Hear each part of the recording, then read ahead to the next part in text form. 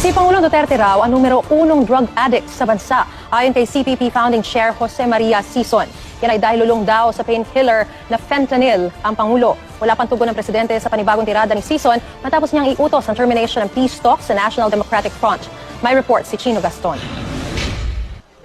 Sa isang statement noong linggo, sinabi ni CPP founding chairman Jose Maria Sison na hindi ang mahihirap na drug user at pusher ang dapat daw tinatarget ng pulisya, kundi ang tinawag niyang numero 1 drug addict sa bansa, si Pangulong Duterte. Sabi ni Sison, lulong ang Pangulo sa gamot na fentanyl na ginagamit niyang painkiller sa natamo noong motorcycle injury.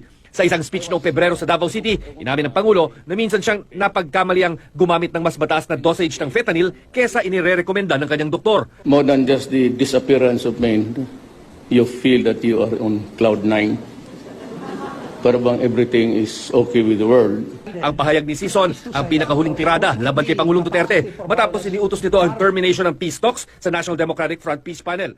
Wala pang sagot tungkol dito ang Pangulo.